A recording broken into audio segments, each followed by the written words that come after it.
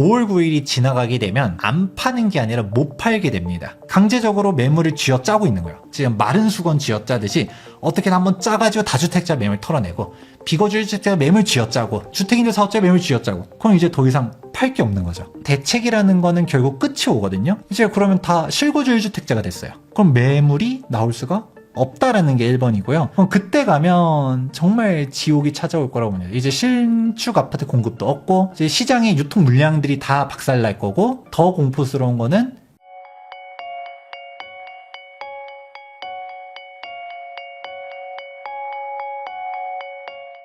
안녕하세요. 부동산 읽어주는 남자입니다. 오늘은 최근에 도시 및 지역계획학 박사님이 되셨죠. 투미부동산 컨설팅의 김재경 소장님 모시고 최근 부동산 시장에 대해서 다양한 이야기 한번 나눠보도록 하겠습니다. 이제 박사님이라고 부르겠습니다. 박사님 안녕하세요. 네, 반갑습니다. 네, 고생 많으셨습니다. 이 박사 따는 게 쉬운 게 아닌데.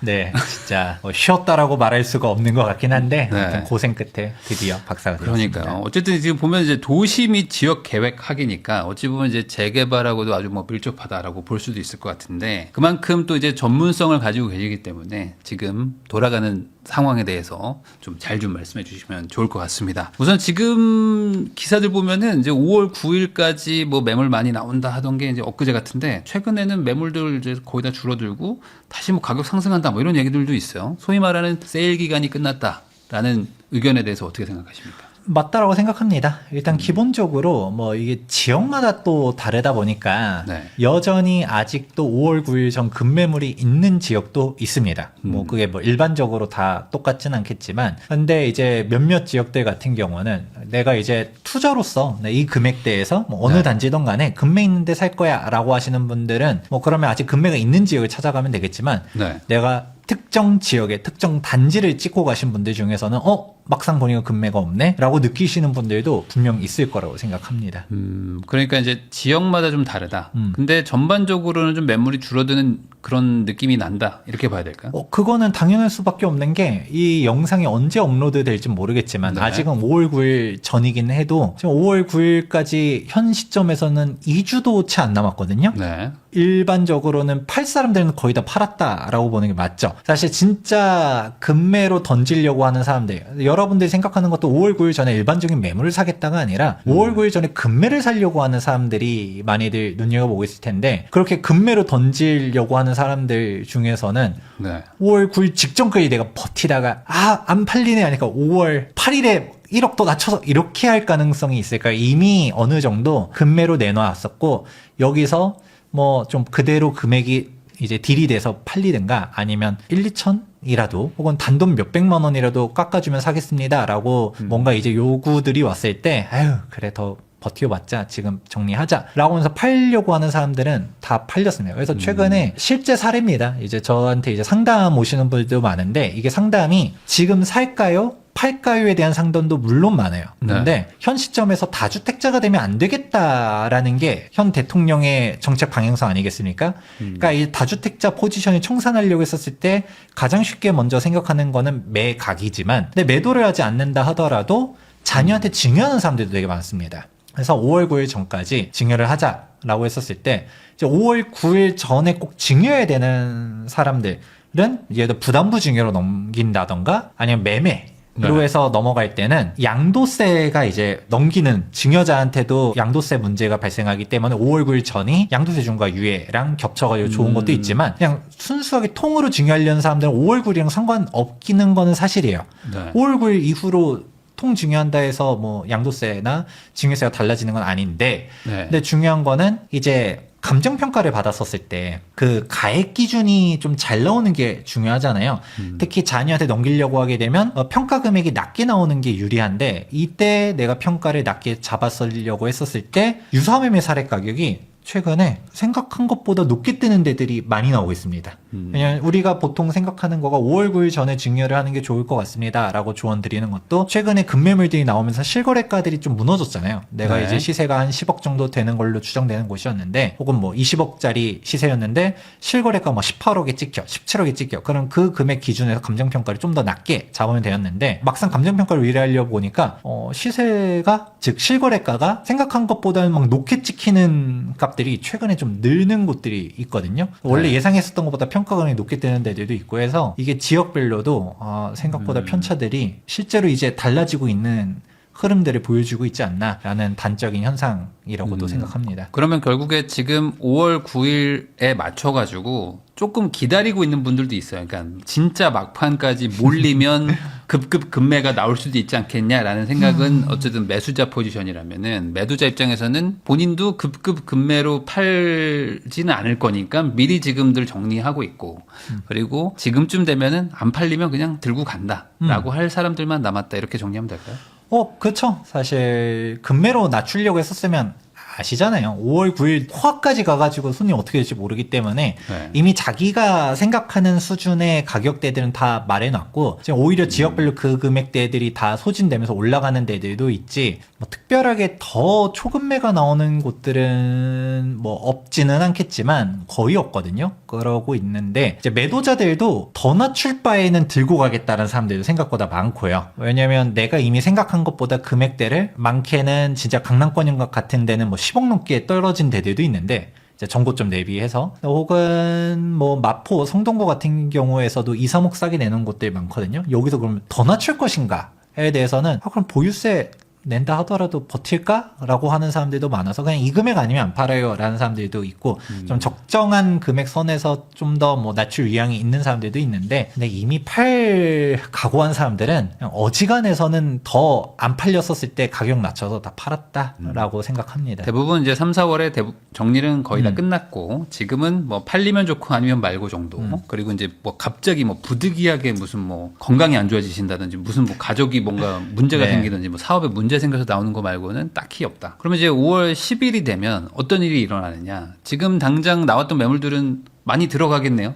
네. 당연하죠. 그리고 일단은 또 어떤 일이 일어날까요? 사실 단적으로 얘기하면 5월 9일이 지나갔다라고 해가지고 부동산 시장이 확 달라지진 않을 겁니다. 냉정하게 말씀드리도록 하자면 일단은 호가는 다 뛸 거예요. 네. 당연한 얘기지만 5월 9일 전에는 우리가 파냐 안 파냐에 대해서 뭐 각자의 선택이긴 하지만 5월 9일이 지나가게 되면 이제는 안 파는 게 아니라 못 팔게 됩니다. 네. 지금 저는 그래도 다주택자로 있으면 좀 어려울 겁니다라는 얘기들은 많이 해요. 가능하면 5월 9일 전에 처분하는 게 좋습니다라고 말씀드리는 게 지금 이재명 대통령이 진짜 보유세 카드를 엄청나게 꺼낼 거라고 저는 생각하고 있거든요. 다주택자로 있으면 무서운 시장이 될 수 있겠다라는 생각은 하는데 근데 5월 9일 전까지 지금 사람들이 금매로라도 던지는 게 지금 계속 SNS에다가 막 겁박을 하잖아요. 네. 지금 다주택자들 처분 안 하면 처분하고 안 하고는 개인의 선택인데 그것이 이익이 될지 손해가 될지는 정부가 정하겠다. 너무 무서운 표현인데 그런 식으로까지 얘기할 정도로 어쨌든 간에 빨리 파는 게 이득이 되도록 하겠다라는 식으로 발언들을 하고 있어요. 그러면 일단 5월 9일 전까지 그게 버티는 게 옳고 그르고를 떠나서 일단은 팔려고 했다가 못 팔았든 버티려고 해서 안 팔았든 지금은 5월 9일 전에는 안 팔았었어. 근데 5월 9일이 지나가게 되면 이제 다주택자 같은 경우에 2주택자는 20% 중과 3주택자는 30% 중과입니다. 최고 세율이 이제 45%에서 중과세율 붙이면 75%, 지방세까지 붙이면 최고 82.5%인데 이 세금 내면 이제는 못 파는 거예요. 팔아봤자 남는 게 없으니까. 차 떼고 포 떼고 이거 뭐 하는 짓이지?가 되기 때문에 정권 끝낼 때까지 일단은 현 매물들은 이제 홀딩이 될 겁니다. 네. 그러면 이제 5월 9일 전에 내가 내놓았었던 금매물들을 그 금액에 굳이 팔 이유가 없어지게 되니까 바로 그냥 아예 매물을 걷어들이든가 아니면 호가가 높아지겠죠. 그러니까 세금을 내는 만큼 더 붙여가지고 호가가 올라갈 것이다. 그렇죠. 근데 그러면 이제 거꾸로 생각해 보는 거죠. 그거는 매도자들의 입장이지 매수자의 입장에서는 5월 9일 전까지도 그 금매물도 안 잡았는데 5월 9일이 지나갔다 해가지고 그러니까요. 호가 뭐 최소 몇 천에서 억 단위로 올라간 금액을 잡을까요? 전 안 잡을 거라 생각하거든요. 그러면 5월 9일이 지나갔다 해서 시장이 그냥 확 변하냐라기보다는 한동안은 거래 절벽이 올 거라고 생각해요. 왜냐하면 일단은 매수 의지가 있으신 분들은 5월 9일 전에 어떻게든 금매를 잡아야겠다라고 생각했었고 실제로 지금 거래량이 되게 많거든요. 거래가 정말 많아요. 지금 문의들도 엄청나게 많고요. 그냥 매물을 찾아서 어떻게든 그 전에 매수하려는 사람들이 많은데, 그러니까 매수 매도자들 모두 다 위지가 있으신 분들, 매도하려는 위지가 있는 분들, 매수하려는 위지가 있는 분들 5월 9일 전에 모두 다 끝내려고 하고 있어요. 그러면 매도 수요든 매수 수요든 5월 9일 전에 확 몰려가지고 끝났죠? 네. 그럼 지금 특별하게 생각 없는 사람들만 남아 있습니다. 그러니까 거래가 한동안은 이제 소강 상태로 될 가능성이 매우 높고요. 그러면 아마 항상 그래왔지만 두세 달 정도는 최소한 좀 거래량이 매우 적게 유지가 되다가 네. 자, 하반기 때 이제 밀어 올릴 건데 그때 이제 키워드는 전월세 시장이 밀어 올릴 거라고 보고 있습니다.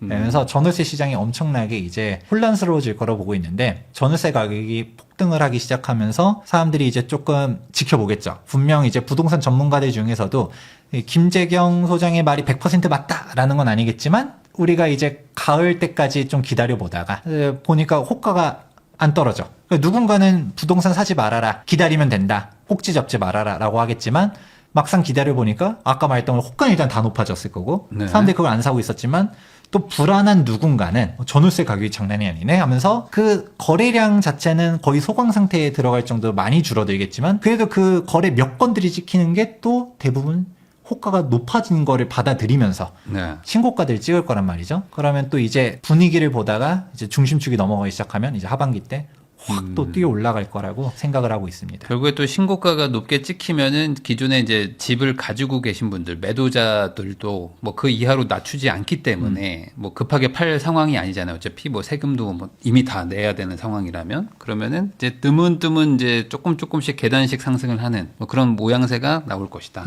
이렇게 볼 수 있을 것 같기도 한데 반대로 그거를 누가 사주냐. 지금 대출 규제도 아마 더 강해질 수도 있고 지금 알게 모르게 뭐 비공식적으로 대출 규제 같은 것들도 있거든요. 뭐 총액을 뭐 은행별로 뭐 좀 규제를 좀 강하게 하라고 막 압박을 한다든지. 그러면 이걸 어떻게 사냐라는 거에 대한 얘기도 있단 말이에요. 이 부분에 대해서 어떻게 생각하십니까? 이미 대출 받아서는 못 사는 시장이 됐습니다. 이거는 대출 전문가분들도 보일랜 TV 나와가지고 네. 말씀하시겠지만 작년에 6.27 대책 때도 그랬었고 그때 제가 6.27 대책 때 분명 그 얘기했습니다. 이제 15억 초과 이제 대출 한도 6억 딱 선을 잡았었을 때 6억이라도 해줄 때 감사해야 되는 수 있습니다. 라는 얘기 분명 했었던 게 엊그제 같은데 아니나 다를까 12.16 대책 나오면서 이제 6억, 4억, 2억으로 갖다 또 한번 쪼개놨죠. 2억도 해주는 게 감사할 수도 있어요. 왜냐면 문재인 정부 때 생각해보면 15억 초과 대출 0원이었었거든요. 그렇기 때문에 애초에 우리가 대출 받아서 집을 산다라는 게 일반적이지 않을 수도 있습니다. 뭐 현 정부 내에서는 그냥 원래 집은 내 돈 가지고 사는 식으로. 그래서 진짜 사다리 걷어차기라는 얘기들도 많이 했었던 게 진짜 돈 있는 사람들, 현금 부자들의 잔치가 되는 게 대출 규제거든요. 네. 대표적으로 제일 어려워지는 게 이제 흑수저 전문직, 자수성가한 사람들.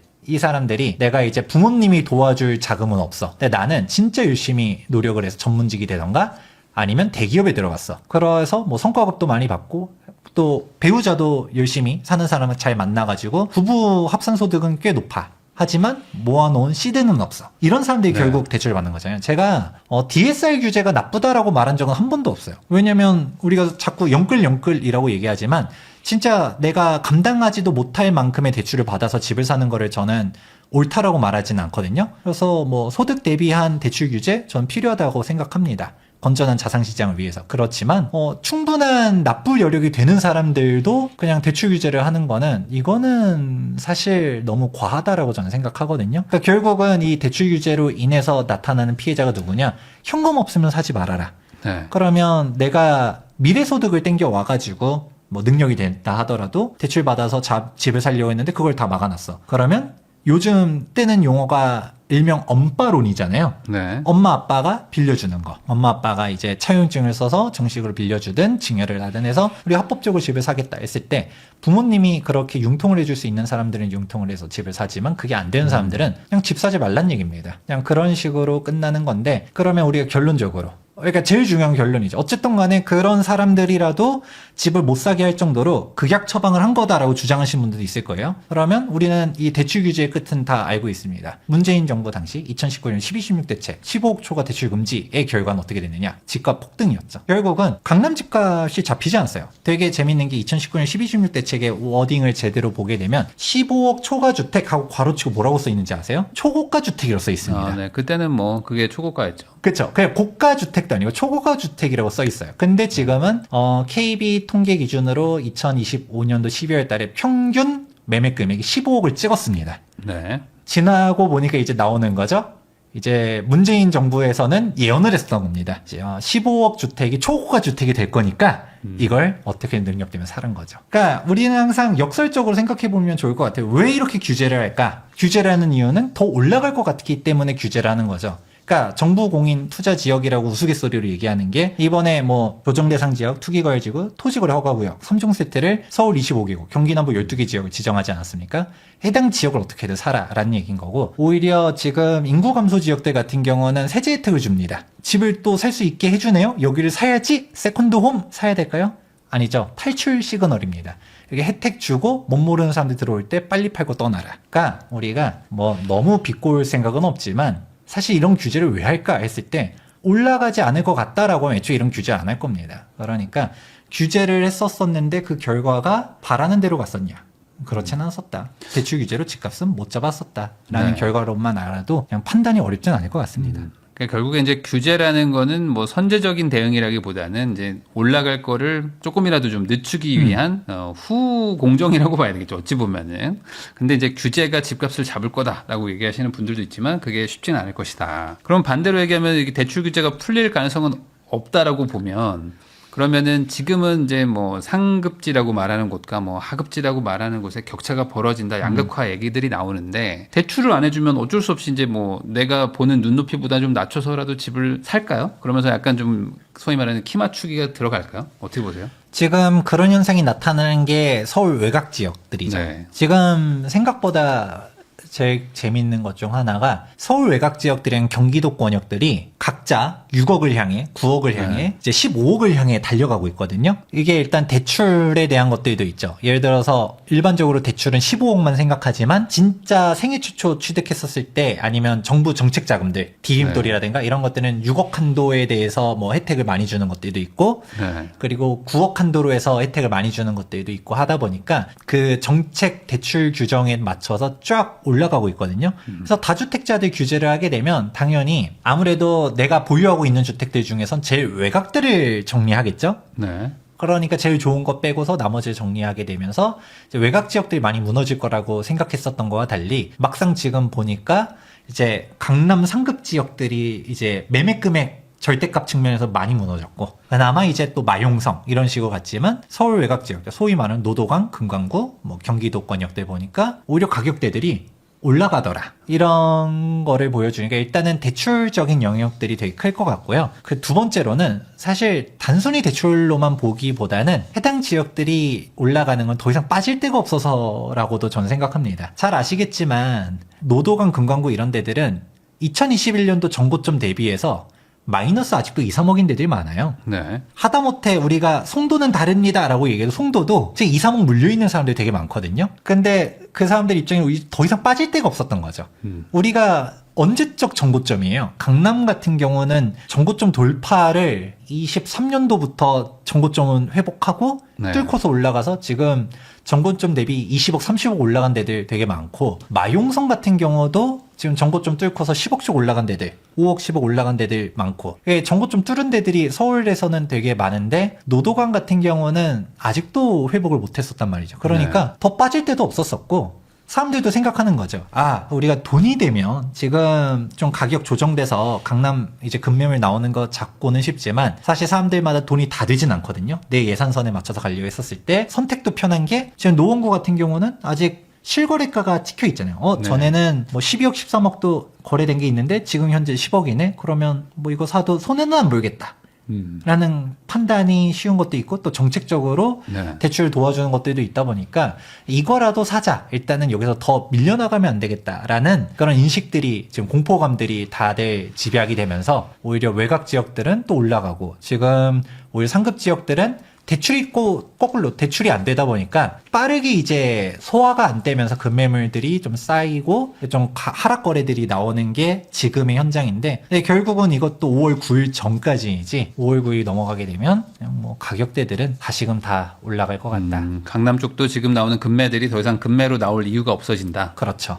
그러면 전반적으로 5월 이후에는 좀 호가가 올라가고 대신 이제 매수자들은 그거에 대해서 좀 거부감이 당연히 생기니까 좀 거래가 이제 횡보하다가 거의 없다가 한 번씩 이렇게 뜨문뜨문 찍히는 그런 상황. 그리고 그렇게 찍히는 거는 이제 전월세 난 때문에 발생될 것이다. 이렇게 설명을 해주셨습니다.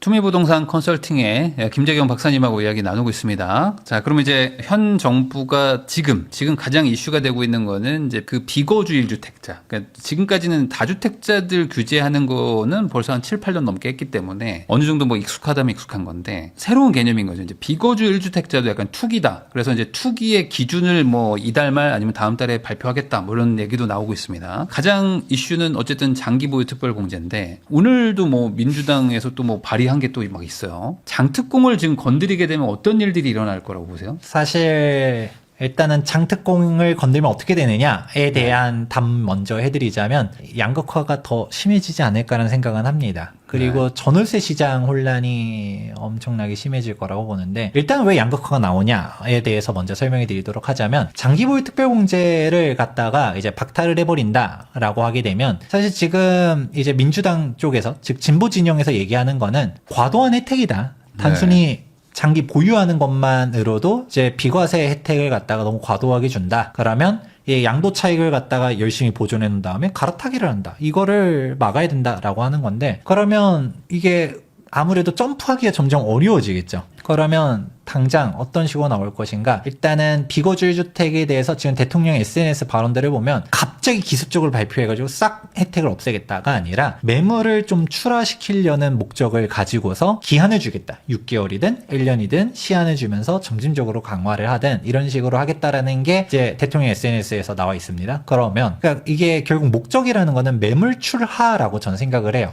네. 왜냐면 앞서서도 얘기했었던 거가 5월 9일 이후에 대한 부동산 시장에 대해서 저희 얘기하지 않았습니까? 5월 9일이 지나가게 되면 매물이 다 잠겨버릴 것이고 그럼 매물이 감소되니까 가격대들이 올라갈 것이다. 일단 당장 호가가 높아지는 거에서부터 시작해가지고 이걸 누군가 받게 되면 이제 실질적으로 실거래가가 찍히면서 사람들이 좀 불안해하는 그런 심리들이 조장되다가 갑자기 전월세 가격까지 올라가면 매수자랑 매도자의 팽팽한 기싸움이 어느 한쪽으로 쏠리면서 가격대가 올라갈 것 같다라고 한 건데 그러면 이제 이거를 많은 전문가들이 얘기하는데 정부 정책 당국에서 모를까요? 저는 알고 있을 거라 생각합니다. 네. 이거를 왜 하느냐? 어떻게든 강제적으로 매물 출하를 유도하려고라고 저는 생각을 해요. 왜냐하면 사실 현 정부 입장에 답이 안 나오는 게 2026년도부터 공급 절벽이 찾아옵니다. 네. 서울 같은 경우는 이제 민간 통계 기준으로 1만 건대 중반의 이제 아파트 입주 물량이 있는 거고 정부 통계 기준은 2만 건대 중반인데 사실 뭐 정부 통계가 맞냐 민간 통계가 맞냐 다 할 것도 없이 서울에 2026년도에 입주하는 신축 아파트 중에서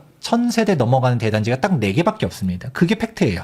네. 도대체 2만 5천 건의 그 숫자가 어디서 나오는지는 뭐 전 잘 모르겠습니다. 근데 팩트는 진짜 입주 물량 요즘 서울에 어디가 있느냐라고 하면 없는 게 현실입니다. 그렇기 때문에 지금 연일 나오는 게 신축 아파트 뭐 입주 절벽 뭐 그리고 전월세 대란 뭐 이런 얘기들 나오지 않습니까? 공급은 없는 게 사실이에요. 그러니까 이게 문제가 2026년도만 없는 게 아니라 2027년도도 없고 8년도도 없어요. 계속적으로 공급량이 없기 때문에 우리가 정상적인 공급이라고 하면 이제 재개발 재건축 혹은 뭐 택지 개발 사업을 통한 신축 아파트 공급인데 이거는 현 정부 내에서는 답이 안 나옵니다. 그러니까 작년에 97 부동산 대책 때도 그렇고 129 부동산 대책 때도 그렇고 뭔가 공급 대책을 내놓긴 했지만 나오는 내용들이 다 현 정부 임기 내에 입주를 하겠다가 아니라 뭐 착공이라도 시키겠다가 주요 내용들이거든요. 그러니까 오히려 공급 대책이 나왔지만 공급 없다라는 거를 인지한 것밖에 안 되는 거 아니냐라는 비아냥까지 나올 정도로 공급이 진짜 심각합니다. 그런데 그러니까 현 정부 입장에서는 그런 공급이 없다라는 거를 그냥 인지하기보다는 그러면 이제 생각하는 거죠. 신축 아파트 공급은 사실상 어려워. 이거는 누가 와도 안 되거든요. 뭐 그렇다 보니까 우리 김현미 전 국토교통부 장관도 막판에 빵뚜아네트라는 오명을 바꿔서 불명예를 퇴진하지 않았습니까? 그게 주택 공급은 빵이 아니었었던 거죠. 빵 공장 24시간 돌려가지고 빵 찍어내는 게 아니다 보니까 공급은 어떻게 할 수 없다라는 거는 다들 인식하고 있고 그렇다 보니까 그나마 할 수 있는 게 재고주택 물량을 강제로 시장에 출하시켜야겠다.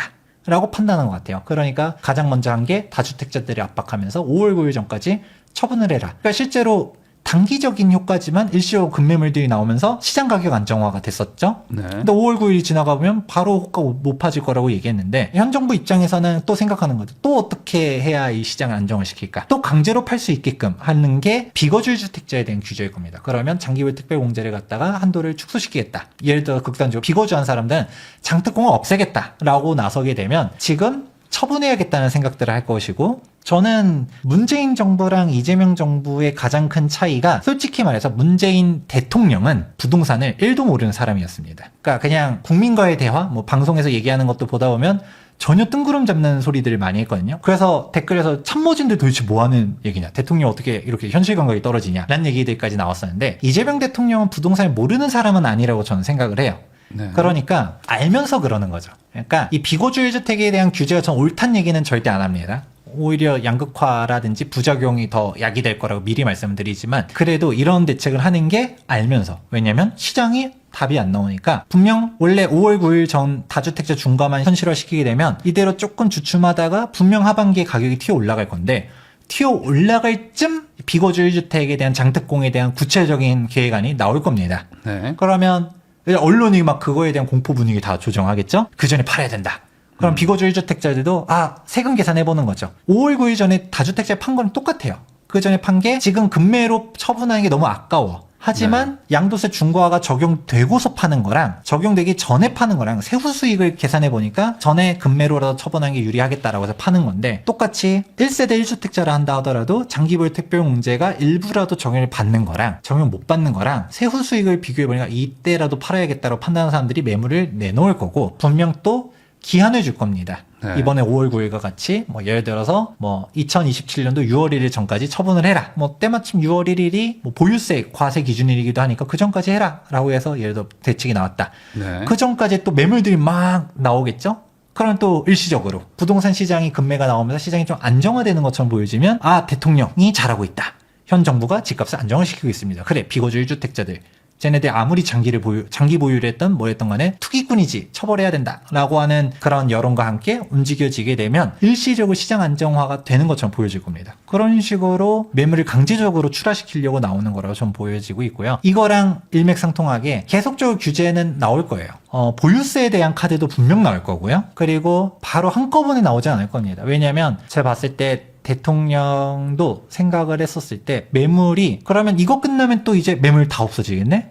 올라가겠다 생각하니까 또 할 수 있는 게 이제 아마 분명 주택임대사업자 소급해가지고 규제를 또 할 거라고 저는 생각하고요. 소급입법은 위헌입니다. 그런데 현 정부는 그런 게 중요한 게 아니죠. 그냥 다 할 겁니다. 그러면 또 분명 임대사업자들, 장기 일반 임대 주택 위무 임대 기간 8년 마무리했다라고 하게 되면 언제 처분하던 간에 양도세 중과는 안 받지만, 이것도 이미 SNS 한번 올렸거든요. 이거 무한정 혜택 주는 게 정당하다고 보십니까? 라고 했는데 그 얘기는 뭘까요? 규제하겠다는 거죠. 그러니까 그것도 언젠가 규제를 하면 임대사업자 등록했었던 사람들도 이거 또 기한 또 주겠죠? 언제까지 팔면 우리가 이때까지는 봐줄게 하면 또 그때까지 또 매물이 강제적으로 나오고, 이런 식으로 갖다 계속 나올 건데, 중요한 거는 이 대책이라는 거는 결국 끝이 오거든요. 저는 언발의 오줌 놓기라고 얘기를 해요. 강제적으로 매물을 쥐어짜고 있는 거예요. 지금 마른 수건 쥐어짜듯이 어떻게든 한번 짜가지고 다주택자 매물 털어내고, 비거주일 주택자 매물 쥐어짜고, 주택임대 사업자 매물 쥐어짜고, 그럼 이제 더 이상 팔 게 없는 거죠.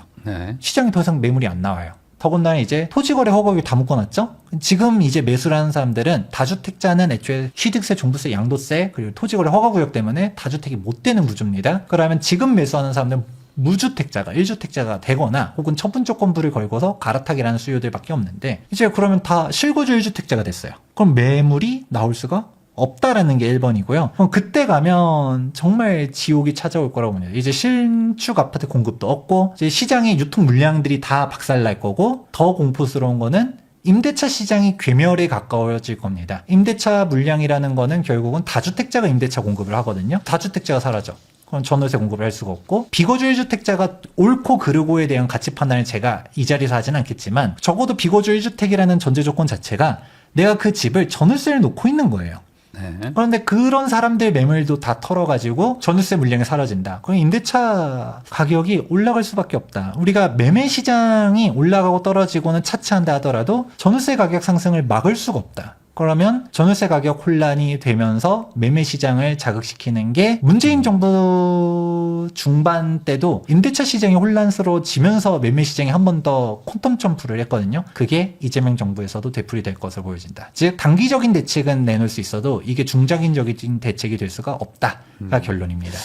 이게 그 장특공에 대해서 이제 쭉 설명을 해주셨는데 또 지난주랑 또 이번 주는 약간 조금 또 달라진 게 이제 지난주에는 이제 장기 보유 특별공제 자체를 이제 없애버리는 식으로 그리고 이제 뭐 일부 세액공제를 해준다. 그러니까 없어지면 세금이 엄청 나오니까 팔아라는 취지의 법안이 발의되고 했었는데 분위기가 좀 안 좋았어요. 여론도 안 좋고 막 하니까 오늘 나온 거는 거주를 하면 뭐 80% 기존처럼 해주고 대신 이제 보유는 없애는. 그러니까 거주만 인정해주겠다. 기존과 똑같이 공제는 해주는데 보유한 거는 없어. 대신에 거주를 하면은 뭐 16%씩 막 해주면서 2년에 16%씩 해주면서 최대 80%까지 똑같이 해줄게라는 식의 법안이 나온다면은 방금 이제 박사님이 말씀해 주신 대로 매물을 털어라는 그 취지가 아니라 들어가서 살아라는 효과밖에 없는 거잖아요. 이러면 어떻게 되는 건가요? 그게 동시에 작용하겠죠. 이게 비거주 1주택자들은 양자택일이 될 겁니다. 이제 내가 예를 들어 10년 보유를 했어요. 사실 네. 엄밀하게 따지면 장기보유 특별공제는 2년 실거주를 해야지만 장기보유 특별공제율 퍼센테이지가 달라집니다. 2년 실거주를 했다라고 했었을 때 1년 보유당 4%, 1년 거주당 4%씩 해서 각각 10년에서 최대 합 80%인데 근데 이게 실질적인 실거주를 안 해도 이게 적용받을 수 있는 게 있긴 합니다. 상생 임대주택으로 하게 되면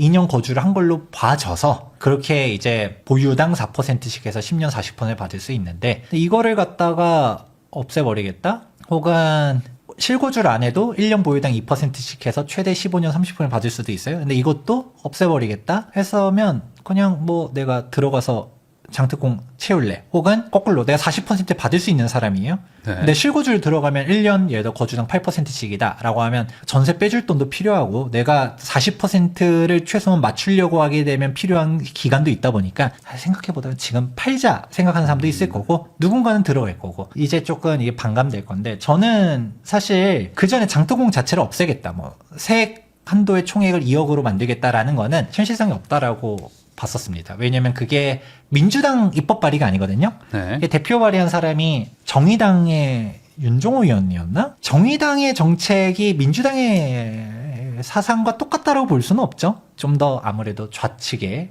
치우쳐져 있으니까. 그러니까 현실적으로도 저도 이제 방송에서 얘기했었던 것 중 하나가 아까 말한 장기보유 특별공제를 네. 1년 보유당 4%를 없애고 1년 거주당 8% 쪽으로 할 가능성이 높다라는 얘기들 했었습니다. 왜냐면 장기보유 특별공제에 대한 최대 맥시멈 퍼센테이지 80%를 아예 낮춘다라고 하게 되면 그거는 좀 문제가 있습니다. 왜냐면 우리가 장기보유 특별공제를 왜 주느냐에 대해서 근본적으로 생각해 봤을 때 이거 거주 이전의 자유 때문입니다. 헌법 14조에서도 모든 국민은 거주 이전의 자유를 갖는다라고 나와 있거든요. 우리가 뭐 12억까지는 100% 비과세를 주고 12억 초과분에 대해서 장기보유 특별공제 최대 80% 주는 것을 뭐 부동산 투자자들, 투기자들 이런 말하던 어쨌든 그 사람들이 이뻐서 주는 게 아니라 우리가 20억 혹은 30억의 주택을 처분했을 때 똑같이 20억, 30억의 주택을 갈아탈 수 있느냐? 못 갈아탑니다. 당장 취득세도 취득세고 뭐 우리가 이사 비용이나 이런 것들이 떠난다 하더라도 대표적으로 양도세 때문에 이게 감소가 되거든요. 그래서 내가 별도의 여유 자금이 있지 않는 이상은 동일한 금액대로 이전도 못 해요. 그래서 주는 게 장기보유 특별공제인데 이거를 없애버린다라고 하면 그냥 사실상 그냥 그 집에서 평생 살아라 라는 얘기밖에 안 됩니다. 고착화를 시켜버리는 거죠. 그런 식으로 가기 때문에 장특공을 주는데 이게 사실 장기 보유자가 투기꾼이냐? 저는 그렇지 않다고 봅니다. 장기 보유자에 대한 혜택을 주는 게 맞았었지만 근데 이제 문재인 정부 때부터 어느 순간 2년 실거주 요건을 도입하더니 어느 순간은 실거주 당으로 장특공을 갖다 쪼개더니 이제는 아예 거주로만 해야 된다라고 해버리면 이제는 농담 반 진담 반 더 이상 장기 보유 특별공제로 부르지 말고 장기 거주 특별공제로 바꿔야 되는 거 아니냐라는 말들도 나오는데 아까 말했던 건 실제로 장기 보유 특별공제 퍼센트 절대 퍼센트도 뭐 40% 낮추든 낮춰야 된다고 주장하는 전문가들도 있긴 하지만 그거는 사실 거주 이전의 자율적인 침해가 너무 크기 때문에 현실적으로는 뭐 장특공 절대 퍼센트를 줄이기보다는 거주 실거주에 대한 요건을 더 강화시키는 쪽으로 그리고 이것도 한순간에 나오기보다는 처분할 수 있는 기회 뭐 6개월이든 1년이든 기회를 주지 않을까라고 보고 있습니다. 그렇게 되면 어쨌든 뭐 예를 들어 부산에 거주하시면서 부산에서 뭐 일도 하시고 사업도 하시는데 서울에 뭐 언젠가 뭐 살겠지라고 사놨던 분들 입장에서는 지금 거주를 당장 할 방법도 없고 그러면은 그냥 보유한 기간이 뭐 한 4년 정도 되니까 뭐 몇 년 되니까 상생 임대인도 받았고 이번 기회에 그냥 정리하자. 라는 매물이 일부라도 나올 수는 있을 것이다. 그렇죠. 근데 그걸 사는 사람은 당연히 장기 보유하려고 그걸 장기 거주하려고 샀기 때문에 전월세가 나올 일은 없을 그렇죠. 것이다. 그럼 결국에 이런 정책들이 다 모이면은 전월세 매물을 감소시키는 그 방향으로 지금 가고 있는 거죠. 전반적으로.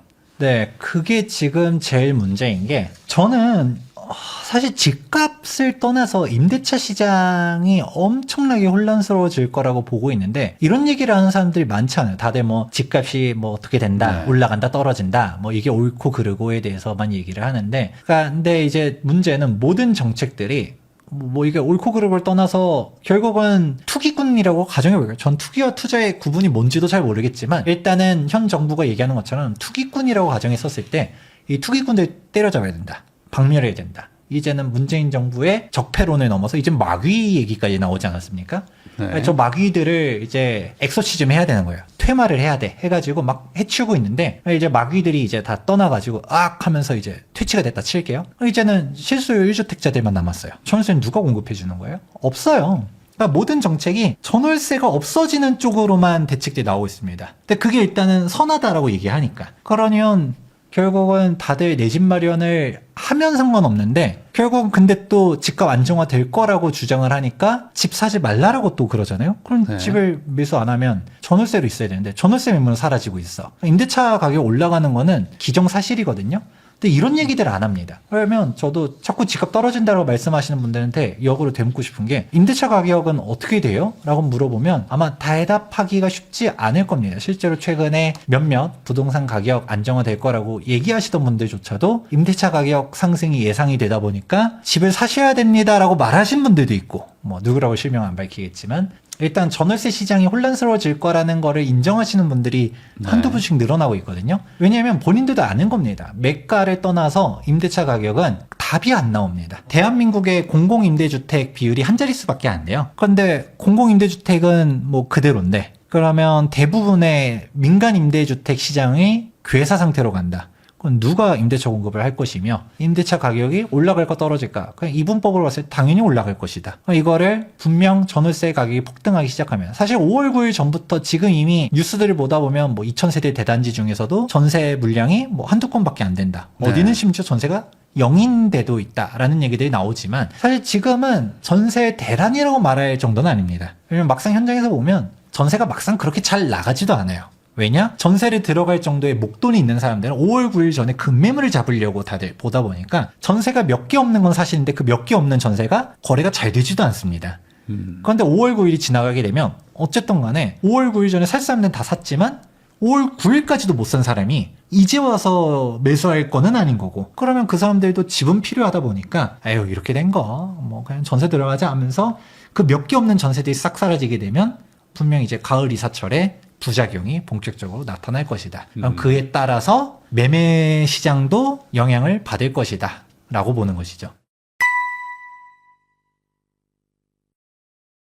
투미부동산 컨설팅의 김재경 박사님하고 이야기 나누고 있습니다. 자, 그러면 이제 방금 말씀해주신 대로 전세 매물이 이제 영건인 곳도 많고, 전세는 적어지는데 월세가 늘어나는 게 뭐 분위기다라고 했던 게 뭐 작년 말이었는데 지금은 월세도 없어요. 지금 전세도 없고 월세도 없는 상황입니다. 그러니까 한마디로 지금 시장에 임대 물건들이 막 사라지고 있는 이 상황. 이게 앞으로 더 가속화된다는 거잖아요. 지금도 없지만 더더욱 없어질 것이다. 그러면 도대체 어떻게 해야 되냐. 지금 무주택자 입장에서는 그러면 이제 빌라나 오피스텔로 가든지 아니면 동네를 외곽으로 나가든지 이 두 개 말고는 없는 거잖아요. 뭐 집을 당장 어디서 구할 수 있는 것도 아니고. 그래서 실제로 지금 막 말씀하신 뭐 노도관, 금강구로 막 가서 집도 막 사고 계시는 것 같은데 해결이 안 되는 거 아니에요? 이렇게 되면 전월세 시장은 답이 없는 거 아닙니까? 답이 없습니다. 그러니까 답이 없을 수밖에 없는 게 아까 얘기했던 것처럼 그러니까 매매 시장은 일단 논외로 친다 하더라도 전월세 시장만 놓고 보면 해결할 수 있는 방법이 하나도 없어요.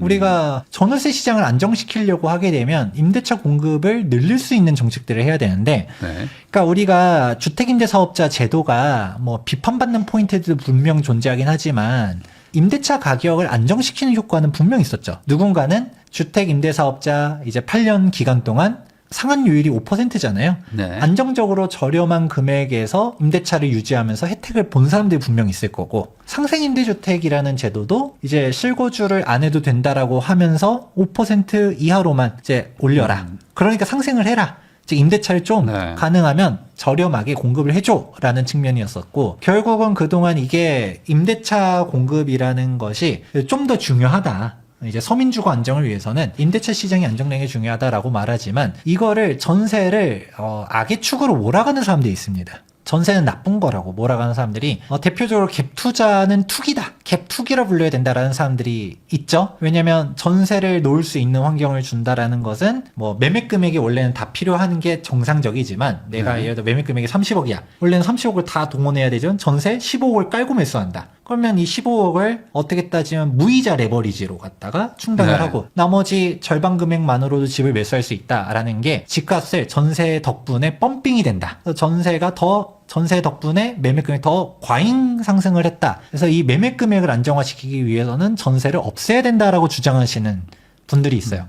그게 일단은 맞고 틀리고를 떠나서 일리가 있다라고 가정을 해볼게요. 그 말이 맞아서 전세를 없애야겠다라고 정책적 판단을 했어요. 그건 전세를 악마화 해가지고 전세 다 없애버리겠다라고 하면 일시적 매매 금액이 얼마나 조정이 될지는 논외로 친다 하더라도 사실 답이 나오는 게 월세 시장은 어떻게 될 것인가. 월세 폭등입니다. 우리가 전세제도라는 게 전 세계에서 대한민국밖에 없다라고 말하는데, 거꾸로 생각하면 전세제도가 없는 외국은 월세가 어떤가? 당연히 월세 비싸죠? 그럼 한 발 더 나아가서 매매 금액은 싼가? 안 쌉니다. 내가 네. 원하는 주택은 항상 초과 수요이기 때문에 비쌉니다. 그러면 분명히 매매 금액도 어느 순간 진짜 전세를 갑자기, 이것도 뭐 급진적으로 뭔가 전세를 확 못하게 하는 규제가 뭐 생겼다. 그러면 타격을 받을 수는 있겠죠. 지금 뭐 다주택자 적폐화하고 또 비거주택자를 뭐 공격하는 식으로 하면서 점점 매물을 강제적으로 출하시키고 있잖아요. 또 전세를 공격하는 게 나와서 또 일시적으로 매물들이 나왔어. 매매 금액이 또 일시적으로 좀 안정화가 됐어. 네. 한다 하더라도 그 사항이 이제 넘어갔습니다.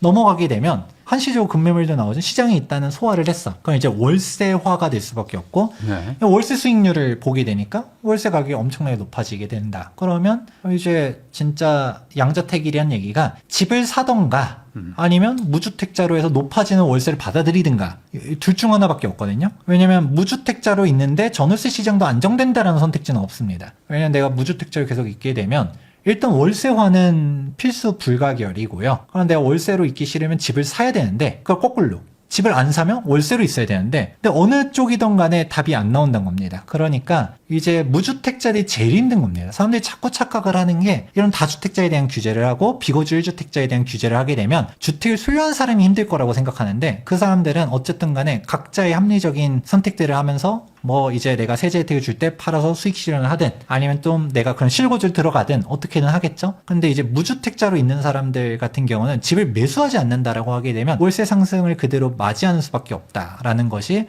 일단 결론이고, 그러면 내가 무조건 집을 사야 되느냐? 그거는 지역마다 다를 수는 있겠죠. 예를 대표적으로 지방에 진짜 인구 소멸 지역대 같은 경우는 정부가 오죽하면 다주택자를 그렇게 막이라고 말하는 정부에서도 집을 사라고 장려를 하고 있지 않습니까? 그런 데들은 진짜 인구가 계속 빠져나가니까 집 안 사도 됩니다. 안 사도 되고 전월세 시장도 바뀔 것도 없습니다. 실제로 대통령이 얘기한 것 중에서 저 김재경 같은 사람이 또 부동산 투기 앞잡이가 돼서 또 자꾸 부동산 시장 그리고 전월세 시장이 혼란스러워진다라고 말한다라고 예언을 하면서 얘기를 한 게 있습니다. 다주택자를 규제하고 임대사업자들을 규제하면 전월세 시장이 불안할까봐 걱정이 되신다고요 하면서 또 SNS에다 글을 올렸어요. 그 내용을 보게 되면 다주택자를 규제해서 그 사람들이 임대차 수요가 줄어드는 거는 사실이겠지만, 임대차 물량이 줄어들어서 가격이 올라갈 것 같냐라고 하게 되면 그 다주택자의 매물을 무주택자가 살겠죠. 지금 토지거래 네. 허가구역 구조 내에서는 뭐 다주택자 집을 늘릴 수 있는 방법은 없습니다. 그러니까 무주택자 집을 사니면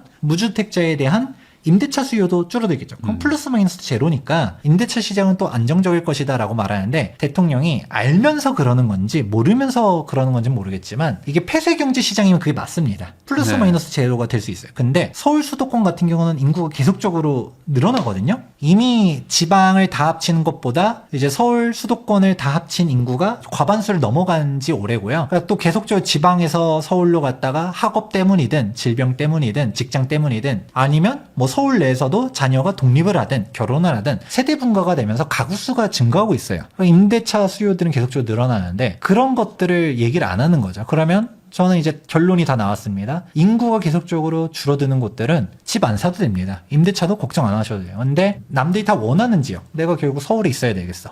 내가 서울이 무조건 정답이라는 얘기는 안 하는데 내가 직장 때문이든 문화 인프라 때문이든 어쨌든 서울에서 혹은 수도권이라도 내가 거주를 해야 돼라고 하게 되면 무주택자로 있는 거는 바람직하지 않을 것 같다. 왜냐면 전월세 가격 상승이 예상되어 있다. 내가 예산선에 따라서 영끌을 해라 라는 얘기는 안 하겠지만 금액이 되는 사람들은 강남에 지금 금매물 잡는 것도 괜찮을 거고 마용성 잡든 아니면 노도강을 잡든 금강구를 잡든 하다못해 경기 인천을 잡는다 하더라도 내 금액선에서 주거 안정을 위해 뭔가 방법을 찾아보는 게 좋을 것 같다라는 말씀드립니다. 유일한 해결책은 어쨌든 신규 공급을 통해서 이제 공실들이 많이 늘어나면 어쨌든 공실이 늘어나야 전월세 시장이 못 올라가잖아요. 이제 임대인, 집주인들이 제일 무서운 게 신축 입주거든요. 신축 입주가 되면은 전세 월세를 올리고 싶다고 해서 올려주나요? 안 올려주죠. 근데 지금 신축 공급을 어쨌든 민간보다는 어쨌든 지금 공공에서 하겠다는 정책들이 지금 나오고 있습니다. 그러면 이제 또 재개발도 전문이시니까 이 상황에서 그러면은 민간을 해결하지 않으면서 민간에서 뭔가 해결되지 않는 공공의 공급이 가능하냐라는 게 이제 우선 첫 번째 궁금함입니다. 이 부분. 쉽지 않을 것 같습니다. 이게 일단 두 가지 포인트로 나눠서 해야 되는데 예를 들어서 97 부동산 대책에서도 얘기 나왔었던 것 중 하나가 상기 신도시에서 LH가 직접 하겠다. 네. LH의 직접 물량 비중을 늘리겠다라는 발표가 있었어요. 이거를 사람들이 좋아하느냐? 별로 안 좋아하죠. 물론 LH는 좀 억울한 측면도 있을 겁니다. LH에 있으신 분들 만나서 얘기하다 보면 LH는 이거 좋아서 하는 게 아니에요. 정부가 시키니까 네. 하는 거지. LH의 지금 부채가 지금 감당 못할 정도로 늘어나고 있거든요. 근데 LH가 토지를 즉 택지를 매각하는 게 아니라 직접 시행을 해라 라고 해버리면 또 공공이 나서게 되면 또 분양가를 무한정 비싸게 할 수 있을까요? 그러니까 그것도 쉽지 않을 거다 보니까 이게 악순환이 좀 계속될 수 있다라는 게 첫 번째. 그리고 분양보다는 임대주택 포지션을 좀 늘려라라는 얘기들도 있습니다. 네. 그러면 임대가 늘어난다라는 게 이게 어쩔 수 없는 얘기긴 하지만 일단은 정부의 공공임대 비율이 저는 좀 늘어나야 된다는 생각은 합니다. 일단은 민간 시장에 다 억제이기 때문에 아까 말한 상기 신도시에 대한 공공임대 비율이 늘어나는 게 옳고 그르고를 떠나서 전 좀 늘릴 필요도 있다고 보지만 네. 이거를 또 다르게 시그널로 받아들이는 사람들이 있습니다. 상기 신도시에 좀 저렴하고 양질의 신축 공급을 해주면 내가 그걸 분양받아야지라고 생각했던 사람들이 저게 다 임대로 나오던가 아니면 LH 아파트로 나오네? 나 저거 별로 관심 없어. 그럴 거면 그냥 지금 시중에 있는 그냥 민간 공급으로 가야겠다라고 판단을 하는 사람들이 늘어나고 있고요. 그래서 실제로 지금 서울의 분양가 장난 아니잖아요. 분양가가 엄청나게 높게 나오고 있는데 최근에 노량진 뉴타운 같은 경우 노량진 6구역이 25억에 일반 분양했는데 경쟁률이 20몇 대 1 나왔거든요. 그리고 강서구 방화동에 방화 6구역 재건축이 18억에 분양 떴는데 완판 났고 네. 지금 장위식 구역 같은 경우도 지금 17억에서 18억 분양가 얘기 나오고 있습니다. 그러니까 지금 이제 서울 청약이 장난 아닙니다. 근데 그래도 그거라도 받겠다라고 나온 사람들이 이제 접근을 하는 게 기다려봤자 내 차례가 안 올 것 같다라는 생각들이 드니까 오히려 대기 수요들이 지금 더 땡겨져서 오고 있거든요. 그러니까 이게 사실 그러면 어쩌라는 거냐 할 정도로 진퇴양난이긴 할 텐데 그러니까 이제 신규 택지들은 지금 공공으로 가는 측면들이 좀 많아지고 있어요. 그게 일단 첫 번째고 그런 정비사업 같은 경우도 공공에 대한 포지션들을 좀 늘리려고 하는 정책들은 이미 문재인 정부 때부터 있었었는데 대표적으로 공공재개발 도심복합사업 네. 혹은 서울시 주도로 하는 역세권 시프트라든가 이런 사업들이 좀 공익성을 강조하면서 임대주택들을 늘리고 있습니다. 네. 임대주택 포지션들이 높으니까 일단은 좋게 말하면 서로 윈윈 민간에서도 사업성을 좀 주면서 공익적인 측면도 가져가고 라고 말하는데 이제 점점점 성적표들이 하나씩 나오고 있거든요. 저는 공공사업을 별로 안 좋아합니다. 하지 마세요라는 얘기 많이 하는데 우리가 그런 역세권 시프트들 보다 보면 용적률 인센티브 팍팍 받아서 종상향 받아가지고 사업성이 획기적으로 개선이 되고 세대수가 막 2,000세대, 3,000세대 되니까 분담금이 적을 거라고 기대들 하잖아요. 네. 막상 그 와중에 속도가 빠른 곳들 뚜껑을 까보면 분담금이 8억 터집니다. 분담금이 왜 8억이지 하고 보니 임대주택이 너무 많은 거죠. 임대주택이 많은 곳들 1,000세대씩 되는데 임대주택 원가 인정은 또 안 해줍니다. 조금 올려준다고 해도 좀 모자라죠, 많이. 네. 모자른 정도가 아니라 많이 모자릅니다. 네. 임대주택 매입 가격이 최근에 방배삼익 재건축 조합장님이랑 뭐 만나서 이야기할 일이 있었었는데 임대주택 한 호실 매입 단가가 1억 얼마밖에 안 한대요. 원가보다도 원가도 안 마이너스인 나오죠. 거고요. 그러면 지금 공사비가 얼마인데 지금 임대주택 매입 가격이 600 얼마로 잡고 있어요. 그러면 네. 600 얼마도 뭐 나쁘지 않은 거 아닙니까? 라고 누군가는 얘기를 할 거예요. 근데 중요한 거는 지하주차장 공사비는 또 인정 안 해줍니다.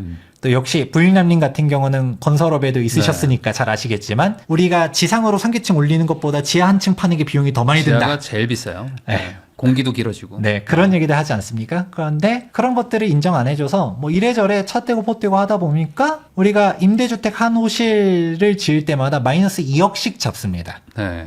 예전에는 뭐 1억에서 2억이라 했는데 요즘은 다 기본 2억씩을 깔고 있고요. 강남권역 같은 경우는 마이너스 3억이라는 얘기들도 요즘은 들려요.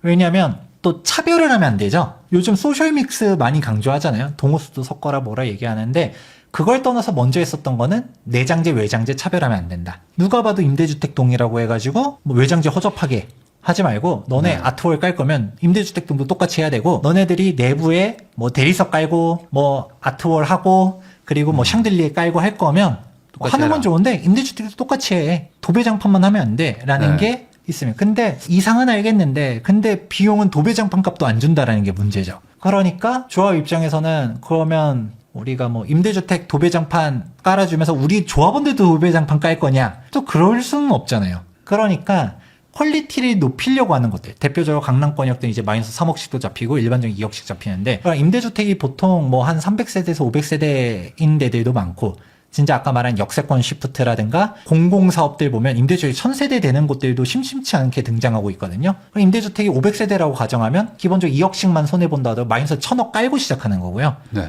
임대주택이 1000세대다. 라고 하면 2000억 깔고 시작하는 겁니다.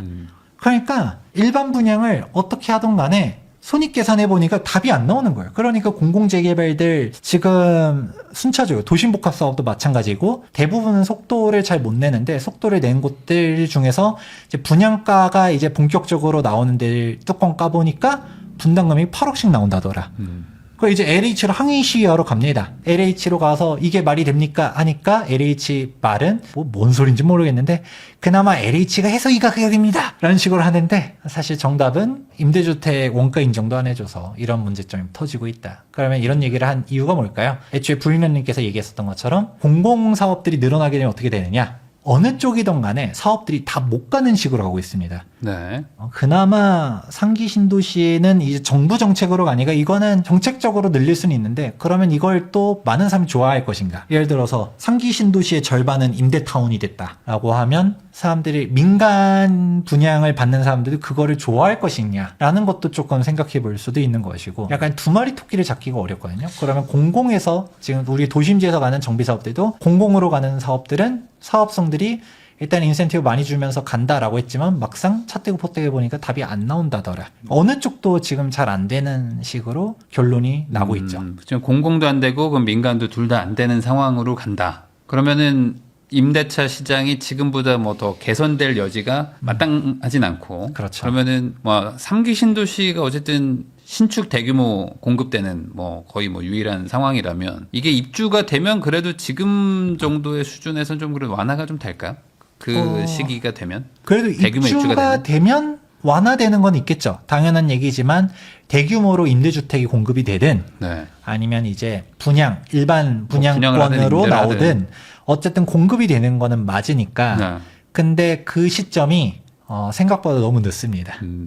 그게 이제 지금 현실적으로 토지 늦춰지고 수용이 마무리된 게 인천 계양, 네. 뭐 고양 창릉, 부천 대장 정도는 그래도 좀 속도를 내고 있는데 그 외로는 지금 아직도 지작물 마무리가 안 된 곳들도 많고 이제 평가 들어가는 곳들도 있고 그렇다 보니까 생각하는 것처럼 빨리빨리 안 되거든요. 이게 처음 문재인 정부 당시 이제 3기 신도시 언제 처음 발표했는지 생각해보면 답이 나오는 게 2018년도 9.13 대책 때 처음 3기 신도시가 네. 발표가 되었습니다. 벌써 발표된 지가 지금 2026년도죠? 좀 있으면 10년이에요. 10년입니다. 아, 원래는 5, 6년 안에 입주시키겠다는데 제가 그거 말도 안 된다 하니까 너가 뭔데 지금 문재인 대통령이 하겠다는 정부 정책에 벌써부터 고춧가루 뿌리냐라고 하는데 이미 안 된 거 보여지죠. 지금도 현 정부 내에서 실질적으로 입주를 가시권 내에 할 수 있는 곳들이 일부 단지들은 나오겠지만 하다못해 그나마 속도를 낸다라고 하는 인천 계양, 뭐 부천 대장 같은 경우도 아직도 뭐 농수로 정리라든가 아니면 이제 변전소 이전이라든가 이거 아직 해결 안 된 것들도 있고 뭐 몇몇 시범 이제 본 청약 들어간 애들도 있어요. 걔네들이 몇몇 단지들 입주는 들어갈 거예요. 근데 네. 우리가 진짜 인프라가 갖춰지고 뭐 학교 이제 들어서고 공공시설 들어서고 뭔가 도로망 제대로 깔리고 뭐 이런 것들 대단지가 형성되기에는 아직도 멀었다. 그렇기 때문에 현실적으로 첫 입주는 이제 임기 말에는 하나둘씩 입주는 하겠지만 본격적으로 그게 위력을 발휘하기에는 멀었다. 왜냐하면 단적으로 동탄 신도시만 놓고 본다 하더라도 동탄 지금은 괜찮죠. 좋아졌습니다. 근데 동탄 신도시에 처음 입주할 때 진짜 1동탄 입주할 때 보면 그냥 먼지와 아파트밖에 없었습니다. 네. 그냥 흑먼지 공사 차량들이 계속 왔다 갔다 하고요. 그렇게 해서 고생하다 인프라가 갖춰질 쯤 되니까 이제 동탄 신도시 첫 입주한 애들은 벌써 이제 10년 차가 돼가고 사람들 다 신축 좋아하니까 이제 이동탄들이 빛을 보고 뭐 이런 상황이 됐거든요. 그래서 일찍 입주한다 해서 그게 좋은 단지인가? 잘 모르겠어요. 첫 입주한 단지들은 좀 고생만 열심히 하다가 나중에 뭐 입주하는 단지들이 인프라 하면서 그때 빛을 보지 않을까라는 생각은 듭니다. 그럼 전반적으로 지금 전월세 쪽에서는 뭔가 뭐 해결책이 뭐 마땅히 보이는 건 없다. 그러니까 그렇죠. 오히려 지금 정책들을 뭐랄까요? 전월세가 안정되지 않는 방향으로 너무 많이들 가고 있기 때문에 이걸 다시 뭐 롤백하지 않으면 어려운데 그렇게 가기도 좀 쉽진 않죠. 지금은 이제 아마 계속 가겠죠. 이 방향대로. 불리한 TV 나와서 그 얘기했죠. 세 번 속으면 속은 사람이 바보라는 얘기 분명했습니다. 제가 그 사면봉 얘기도 했습니다. 네. 그러니까 일단은 대비는 해라라고 했었는데 아니나 다를까 똑같이 갔다라는 게 참 저는 이거를 뭐 맞췄으니까 너무 신나요라고 말하고 싶지는 않은데 그래도 결론적으로 저는 대비를 하라고 했었지만 또 기대한 바도 없잖아 있긴 했었습니다. 어느 때보다도 부동산에 대한 이재명 대통령의 정책 공약만 놓고 보면 그 어느 보수 정부 때보다도 보수적인 공약들이 나왔거든요. 근데 이제 공약 이행률이 0%로 가고 있어서 문제지만 이게 다 거꾸로 가고 있죠. 근데 일단은 결심을 한 것 같아요. 왜냐하면 SNS에다가 대놓고 얘기를 하고 있지 않습니까? 하다못해 작년만 하더라도 대통령이 직접적으로 워딩을 하진 않았었어요. 발언하지 않고 그 밑에 네. 있는 사람들이 얘기했는데 이제는 대통령이 직접적으로 다 이제 발언 수위를 높이고 있기 때문에 이제는 수습이 안 되고 있다. 일단은 알고 했든 모르고 했던 간에 다주택자 탄압 쪽으로 지금 가고 있는데 그런 식으로 갔다가 이제 매물 출하를 강제적으로 하고 있지만 이제 팔 사람 다 팔고 이제 다일주택자가 되게 되면 어떻게 되느냐? 그럼 답이 안 나오죠. 뭐 대통령 단적인 예시 하나만 해보자면 대통령이 싱가포르 모델 되게 좋다라고 칭찬하고 있지 않습니까? 네. 그런 싱가포르는 유토피아냐? 제가 궁금해서 한번 좀 찾아봤었는데 싱가포르도 지금 지옥이 열려 있습니다. 그 월세 장난 아닙니다. 네, 월세 지옥입니다. 이게 뭐냐면 뭐 주재원으로 있는 사람들 월세가 뭐 7, 800씩 내고 이거는 논외로 한다 하더라도 지금 자가 보유율이 80%, 90% 한다라고 합니다. 그러면 다들 자가 1주택이면 아까 얘기했던 거예요. 전월세는 누가 공급해줘요? 애초에 전세가 없죠. 싱가포르는. 네. 다 월세니까 월세 가격이 미친 듯이 높고요. 지금 대한민국이 인구 소멸 뭐 얘기하면서 출산율이 박살이 나고 있습니다. 뭐 청년층이 결혼을 못합니다. 주거 문제 때문에 그렇습니다. 라고 얘기했는데 싱가포르 출산율은 더 박살나 있다고 합니다. 네. 더 결혼을 안 한다라고 합니다. 왜 그러느냐? 공공 분양만 기다리고 있는 거예요. 이제 공공 분양 신청을 하고서 이게 대기 기간이 몇 년씩 딜레이가 되다 보니까 이제 결혼 예정인 사람들이 신청을 했어요. 신청을 해도 우리가 독립을 하려면 집이 있어야 되잖아요. 근데 전월세는 박살나 있어요. 그러니까 임대차로 가지는 못하고 일단은 받을 때까지 기다려야 되는데 그러면 지금 뭐 부모님 집에 얹혀 살면서 결혼을 해서 뭐 가정을 꾸리고 애를 낳고 이거는 거의 현실적으로 어려워지잖아요. 그러니까 집을 받을 때까지 출산을 유예시키는 거죠.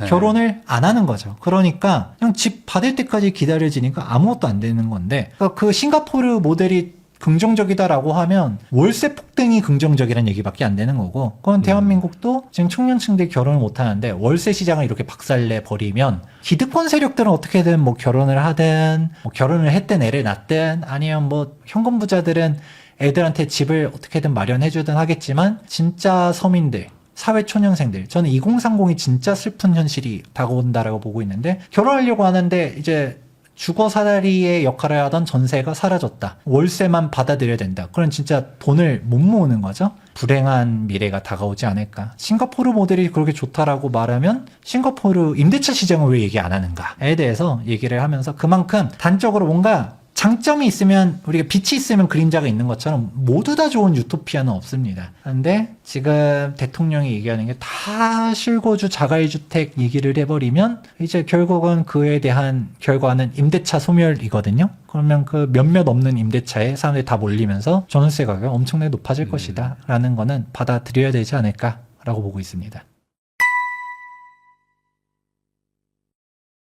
김재경 박사님하고 이야기 나누겠습니다. 자, 그러면 이제 결국에 이런 상황에서 이제 각자 도생의 어떤 뭐 선택들을 해야 됩니다. 왜냐면 이제 뭐 집이라는 거 이제 의자 뺏기처럼 이제 개수는 정해져 있는 의자인데 사람이 더 많은 거잖아요. 그러면 누군가는 어쨌든 뭐 집을 선점하는 사람도 있을 것이고, 뭐 못 의자를 잡는 분들은 전월세로 가야 되는데 전월세가 또 없잖아요.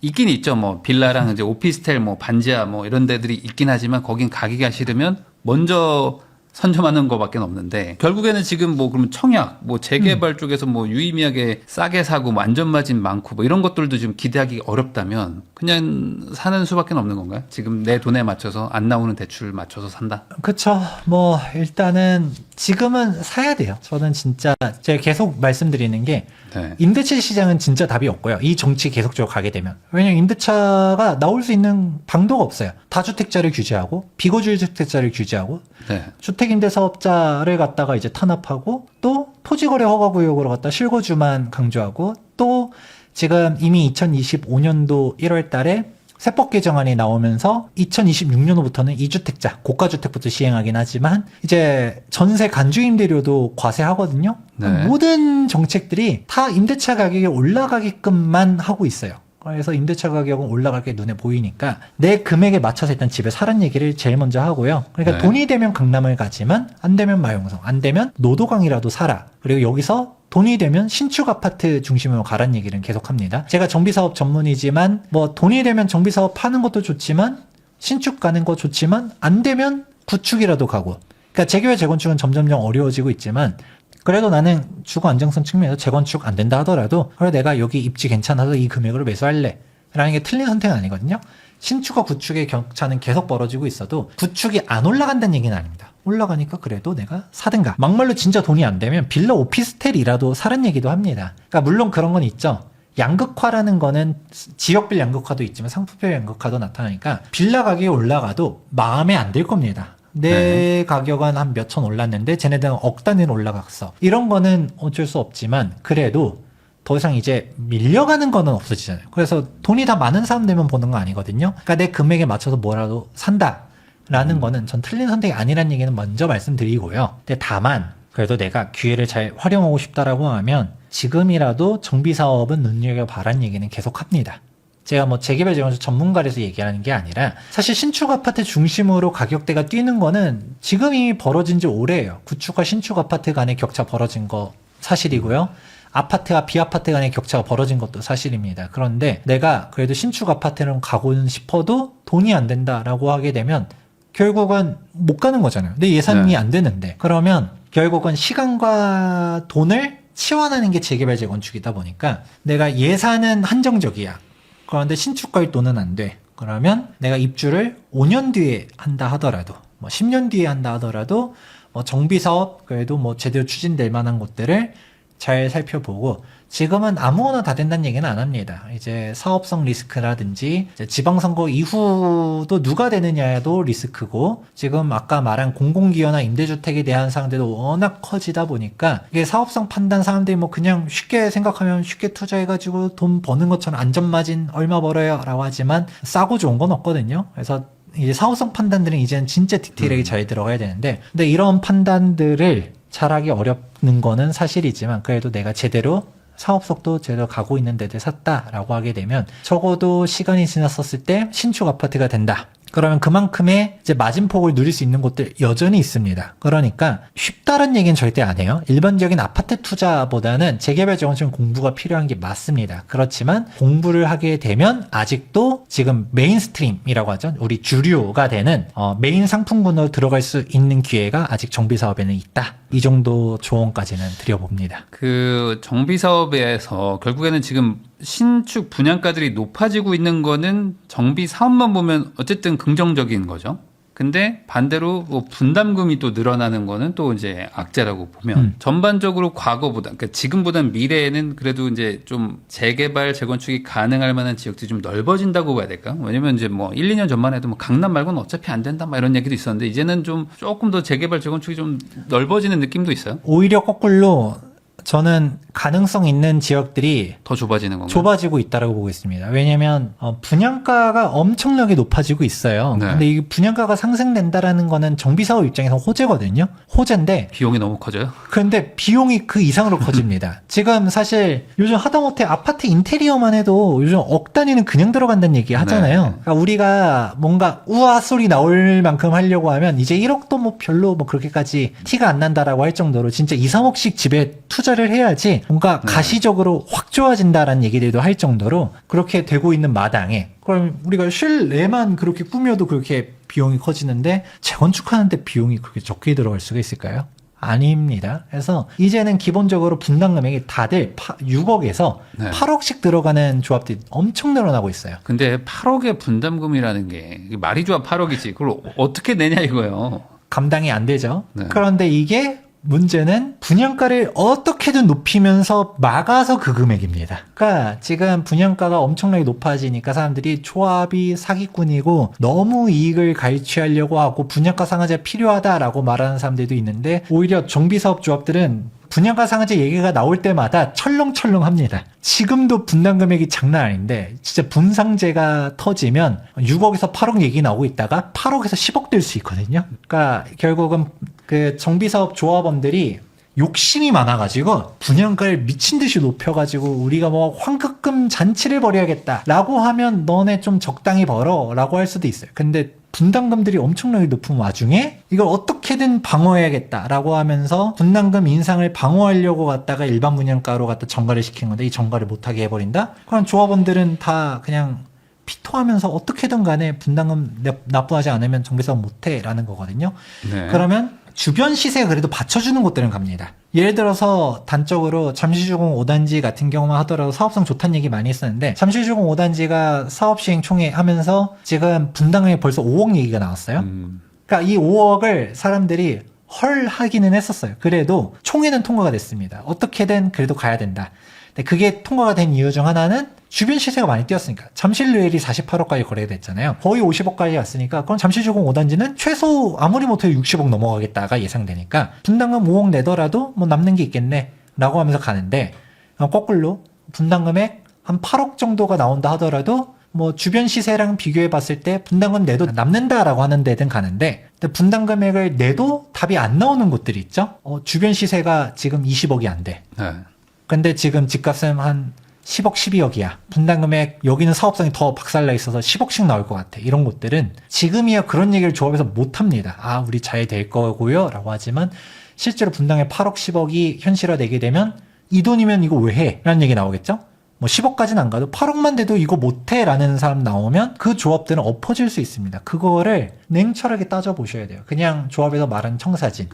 그냥 우리 세대수 많아요? 아닙니다. 제가 얘기했죠. 임대주택 세대수 꼭 보세요. 마이너스 2억씩 잡아야 되고요. 그 퀄리티에서 마이너스 3억씩도 잡아야 됩니다. 진짜 그리고 공사비 현실적으로 안 잡았을 가능성 너무 없는. 지금 공사비 거의 다 900만 원대로 가 있고 네. 이제 평당 1000만 원 시대 조만간 온다는 얘기들 하는데 이미 조합에서는 이미 평당 뭐 500, 600을 예상해 놓고 출발했던가 아니 700 잡아놓고서 우리 그러면 사업 수지 얼마입니다라고 해놨는데 걔는 아직 사업 초기야. 네. 그러면 사실 평당 900, 1000만 원 되면 분담금에 거기서 플러스 알파 된다는 얘기거든요. 그래 버리면 이거 답 안 나오겠는데 하는 데들 많기 때문에 막연하게 투자하시면 안 된다. 그리고 분양가를 과연 이 정부가 계속적으로 올라가게 놔둘 것 같진 않거든요. 분상제를 오히려 할 것 같다는 얘기 하시는 분들도 많아요. 네, 그러면 조합사업들 분담금 더 늘어날 것이고, 또 지방선거 얘기도 했었죠. 뭐 누가 되는 게 좋다 나쁘다는 얘기를 하고 싶진 않지만 정치적인 얘기를 할 건 아니니까. 근데 현재보다 기부채나 임대주택 더 늘어날 건가 줄어들 건가 생각해보면 특정 후보가 됐었을 때 더 힘들어질 가능성들도 높아지겠죠. 그러면 이게 사업들이 점점점 우리가 더 인센티브를 오히려 주면서 뭔가 혜택을 주기를 바라지만 오히려 더 조합에다가 빨대를 꽂고서 숟가락을 올리는 사람들이 늘어나고 있다. 그러면 재개발, 재건축을 뭐 정말 선별해서 사는 게 어렵다면 차라리 그냥 일반 구축 매매를 사는 게 더 나을 수도 있겠네요. 일단은 신축을 사시는 게 1번이고요. 신축을 못 사겠다면 그냥 구축을 사시는 거고, 네. 재개발 재건축을 사겠다라고 하면 그게 재개발 재건축 진짜 좋은 것도 있지만 옥석 가리기를 잘해서 그냥 일단은 재개발할 거예요. 재건축할 거예요. 라고 하면서 호가만 높아지는 데들도 있을 수 있거든요. 네. 전 실익이 없는 데들도 있을 수 있기 때문에 옥석 가리기는 잘해야 된다라고 말씀을 드립니다. 그 지금 같은 상황에서 대출 규제까지 있고 그리고 이제 전세를 살던 분들이 보통 집을 살려고들 하실 텐데 전세도 전세 대출을 끼고 있어가지고 실제로 현금이 뭐 엄청나게 많은 분들은 없어요. 그러면은 아무래도 눈높이를 많이 낮춰서 가야 되는데 예를 들어 한 시세로 10억 하는 집에서 전세 살고 계신 분들이 자기가 직접 집을 살려고 그러면 5, 6억대밖에 못 가는 분들도 많단 말이죠. 그런 데들은 아직 좀 뭐 안 오른 데도 있고 뭐 전고점 대비면 많이 빠져가지고 뭐 전혀 안 오릅니다. 뭐 이런 동네 아니면 약간 올랐습니다 하는 그런 아파트. 그러니까 사실상 뭔가 대세 상승장이 와야지만 갈 것 같은 그런 불안함 때문에 못 사시는 분들도 많은데 이번 이런 정책이나 이런 것들이 전반적으로 봤을 때 과거 같은 어떤 대세 상승 그냥 이름 없는 단지들도 막 올라가는 그런 장까지 간다고 보세요? 아니면 계속 양극화로 가나요? 이재명 정부 말기까지 가면 다 올라갈 거라고 같은데 다 올라갈 거라고 보지만 근데 굳이 지금 그렇게 너무 이름 없는 데를 갈 필요는 없다라고 생각합니다. 여전히 지금 그래도 대단지 중에서도 가격 괜찮은 데들이 있으니까 이런 데들에서 먼저 선별하는 게 좋고요. 사실 어떻게 따지면 빌라는 거의 진짜 끝물에 올라가잖아요. 네. 먼저 신축 뛰고 재개발 재건축 뛰고 구축 뛰고 맨 마지막에 빌라 오피스텔 올라가거든요. 그런 식인데 내가 먼저 제가 빌라 사는 게 나쁘다는 얘기는 아니란 얘기는 먼저 해드리는데 지금 빌라 시장도 처참해가지고 더 떨어질 것 같지도 않지만 빌라가 저평가래 지금 사야겠다라는 거는 뭐 그게 정답은 아니거든요. 네. 그러니까 양극화는 계속적으로 나오니까 그래도 그 다음 타이밍으로 올라갈 거를 일단 보는 게 맞고 그런데 여기서 진짜 돈이 내가 정 안 되면 그 선택지. 결국은 그거예요. 이제 저는 나만의 상급지라는 표현들을 요즘 많이 쓰는데 내 예산선에서 최대한의 선택이 이거다라고 하면 저는 할 말이 없지만 굳이 여윳돈을 만들면서 남기면서까지 얘네가 뭐 저평가 것 같으니까 얘는 좀 너무 호가가 올라간 것 같아 하면서 좀 일부러 자금을 남기면서까지 가는 선택지는 지나고 봐면 후회할 가능성이 높다. 결국은 이게 다 주택수를 규제하는 정책들이 다 양극화 장세로 가기 때문에 내 집이 올라가도 더 상급지, 더 좋은 데들은 더 올라갈 가능성이 높다라는 거는 이거는 눈에 보여지는 거기 때문에 그렇게 가셔라. 그러니까 시간이 갈수록 어쨌든 갈아타기 비용이 더 늘어날 거기 때문에 갈 수 있을 만큼 최대한 가라. 뭐 굳이 뭐 2칸씩까지 말고 한 번에 한 4칸 가서 좀 쉬었다가 가는 게 낫지. 차근차근 가자고 하면 격차가 더 벌어질 수 있을 것이다. 근데 그렇죠. 뭐 대출도 안 되고 아무것도 안 되잖아요. 그러니까 이제 할 수 있는 만큼 네. 최대한. 그러니까 뭐 영끌을 뭐 하고 싶어도 조장할 못해요. 것도 아니지만 뭐 조장할 수도 없습니다. 뭐 네. 영혼을 은행에서 담보를 안 잡아주기 때문에 대출을 받으려고 잡을 수가 없어서 그냥 지금 내가 가용 자금 내에서 최대한 좋은 곳을 사라. 그래서 제가 표현한 게 나만의 상급지. 누가 다 좋아하는 그런 상급지는 못 가기 때문에 네. 내가 갈 수 있는 선에 최대한 좋은 거 한 채, 똘똘한 한 채 가자라는 얘기로 말씀드리는 것이죠. 그럼 이제 방금 말씀해 주신 대로 이제 그 재개발 재건축도 이제 선별해서 갈 확률이 높고 그리고 이제 사업이 진행되는 것처럼 보이지만 또 이제 뭐 중단되거나 뭐 늘어질 확률도 높다면 청약을 노리는 분들 입장에서는 아주 안 좋은 거네요. 지금은 청약은 기대하기 쉽지 않다. 그렇죠. 돼도 남는 게 없을 것이다. 그렇죠. 뭐 청약 거의 이제 시세대로 청약이 나오고 있거든요. 네. 최근에 서울 뭐 경기 일반 분양가들 보면 야, 이 돈이면 그냥 집을 사지라는 얘기가 나오는 그렇죠. 그런 가격대들이 많이 나오고 있어요. 그러니까 오히려 요즘은 그 일반 분양가가 조합원들도 깜짝깜짝 놀랄 만큼의 가격이 나와요. 조합원들도 이게 완판이래? 라는 생각을 하거든요. 그러니까 예를 들어서 극단적으로 얘기를 표현하자면 조합원들 일반 분양은 조합원들이 이미 다 선택하고 남은 것들을 일반 분양하는 겁니다. 네. 조합원들이 다 동호수 좋은 것들, 타입 좋은 것들 다 찍어가고 남는 평형, 남는 동호수를 일반 분양하는 건데 여기서도 확장 별도로 받죠?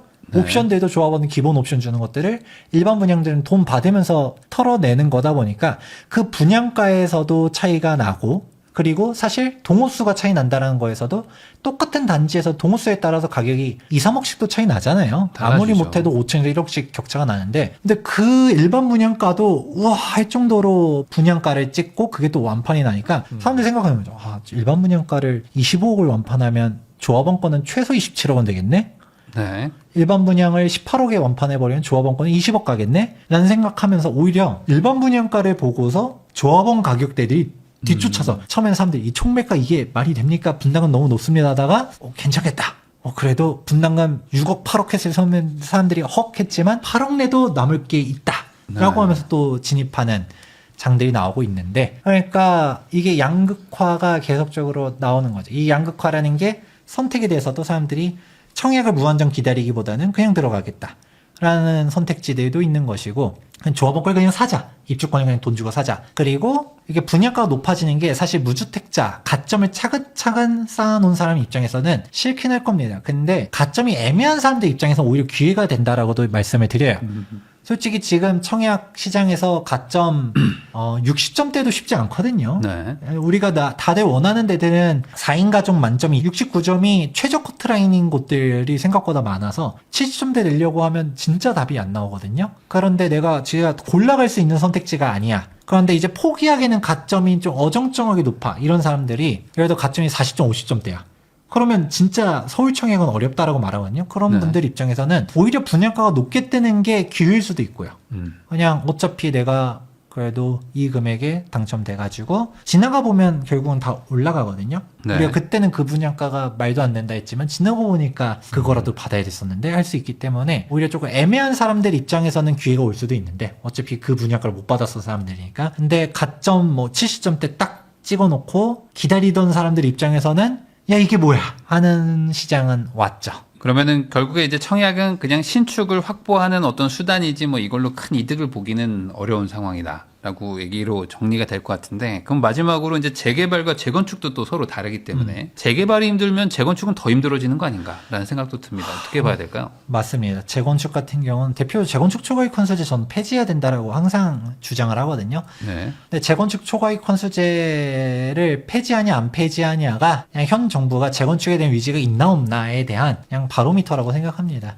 지금 앞서서 분담금만 하더라도 너무 힘들어요라고 하는데 네. 분담금을 떠나서 재건축 초과이익 환수금까지 내야 돼. 즉 부담금까지 내야 돼라고 하면 이중 규제거든요. 그러니까 재건축 의지가 없는 거죠. 재건축들은 안 그래도 각종 규제들 때문에 쉽지 않은데 이 재초원까지 재초원이 사실 제일 핵심적인 키워드이기 네. 때문에 어렵다라는 게 있고요. 그리고 재개발 같은 경우도 지금 공공사업들은 뭐 그렇게 막 혁신적으로 인센티브 많이 준다고 했었지만 막상 분담금 보면 뭐 그렇게 잘 안 가는 속도 빠르게 못 가는 현실들이 그러니까 일단은 정부가 말하는 포장지만 보지 말고 지금 그렇게 포장지를 이쁘게 해서 출발한 데들이 어떻게 진행되고 있는지 그게 내실이 어떻게 되고 있는지를 잘 포장지를 한번 벗겨보면 속이 곪고 있는 사업장들이 너무 많아서 네. 그냥 진짜 어렵다. 지금 쉽지 않은 시장이긴 하다. 네, 쉽지 않다. 전반적인 얘기를 들어보면 그냥 구축 사는 것도 나쁘지 그럼요. 않아 보입니다. 왜냐면 지금은 그래도 좀 인기가 없다고 해도 조금 있으면 이제 전월세 난 같은 게 오기 시작하면은 그런 것들도 다들 또 이제 인정받고 막 가격이 올라갔던 게 이제 과거 모습이니까 한 방을 노리기보다는 좀 안전한 선택을 하는 것도 나쁘지 않겠다는 생각도 좀 듭니다. 지금까지 김재경 박사님 모시고 현재 부동산 시장에 대해서 다양한 이야기를 나눠봤는데 약간 조금 뭐랄까요? 어렵다라는 거를 기본적으로 좀 전제하고 그럼에도 불구하고 여기서 가만히 있어봐야 답은 없다라는 것도 여러분들한테 전달이 좀 된 게 아닌가라는 생각도 좀 들면서 이 내용들을 잘 참고하셔서 좋은 선택하시기를 바란다는 마음으로 마무리하고 저도 소장님하고 인사 나누도록 하겠습니다. 오늘 나와주셔서 감사드립니다. 네,